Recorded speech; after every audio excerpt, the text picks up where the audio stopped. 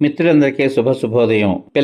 పిల్లల్లాంటి పెద్దల్ని ఎంతగానో ఉత్తేజపరుస్తూ ఆలోచింపచేస్తూ చిన్నపిల్లలకైతే వారిలో ఆలోచన రేకెత్తిస్తూ తమని తాము పెంపొందింప చేసుకునే ఎన్నో ఆసక్తికర విషయాలను తెలియచేస్తూ ఈ కథలలో పాత్రలలాగా మనం కూడా మానవత్వాన్ని మంచిని అలవర్చుకుని జీవితంలో ఉన్నత స్థానానికి ఎదగాలి అని ఆలోచింపచేసేలా చక్కని నీతిని ప్రబోధించేలా వ్రాయబడినటువంటి చిన్న కథలను పూర్తి కథలను రోజు విడిచి రోజు వింటున్నాం కదా.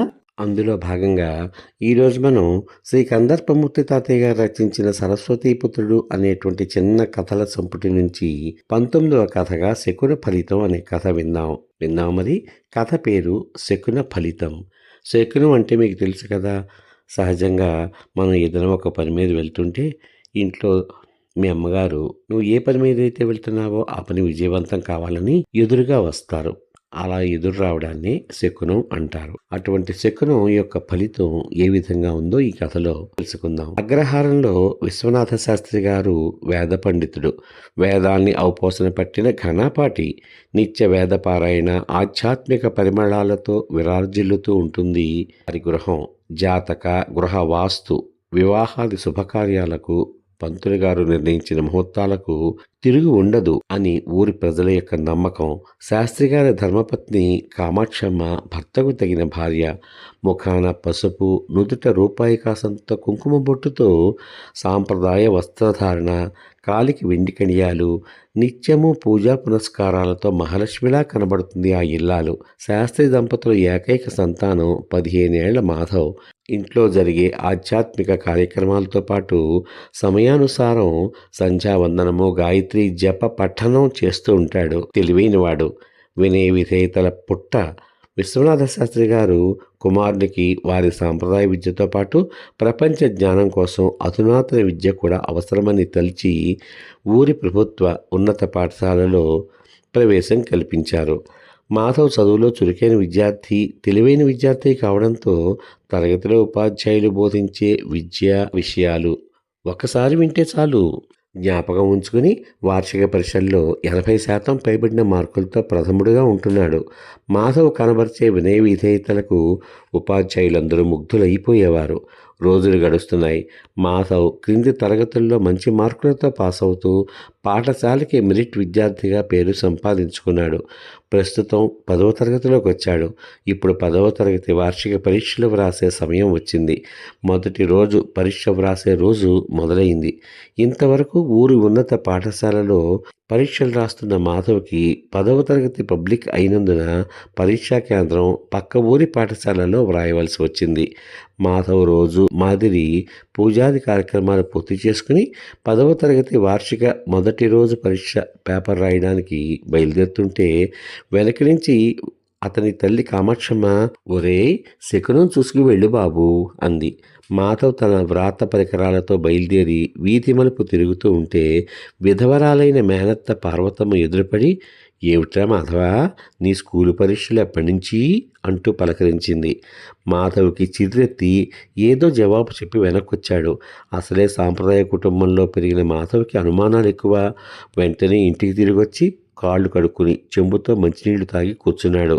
తల్లికి విషయం చెబితే కామాక్షమ్మ దేవుడి పూజ గది నుంచి కుంకుమ తెచ్చి బొట్టు పెట్టింది.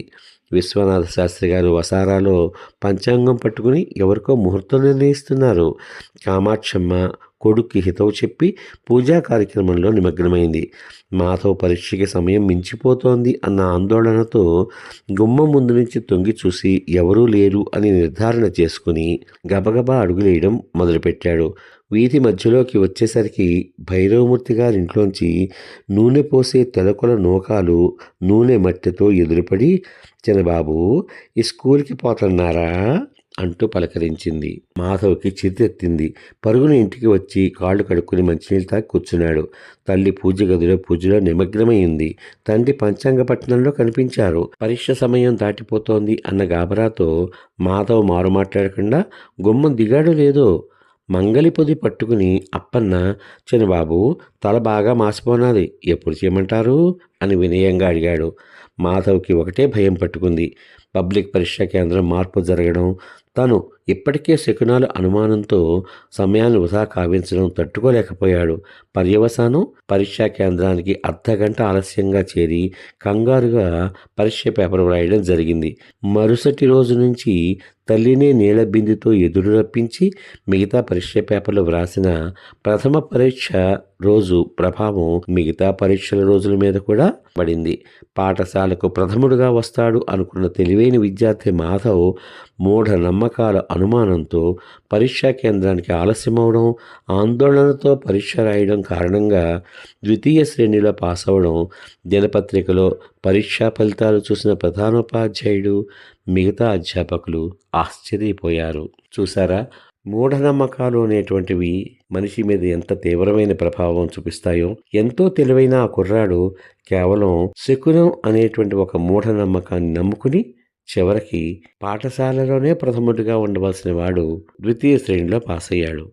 అలా కాకుండా నేను పరీక్ష బాగా వ్రాయగలను అనేటువంటి నమ్మకంతో, ఆత్మవిశ్వాసంతో అతను ఏ శకునం చూసుకోకుండా ముందుకే వెళ్ళుంటే తప్పనిసరిగా అతడు పాఠశాలలో ప్రథముడిగా వచ్చేవాడు. కాబట్టి మూఢనమ్మకాల్ని మనం విడిచిపెట్టుకోవాలి.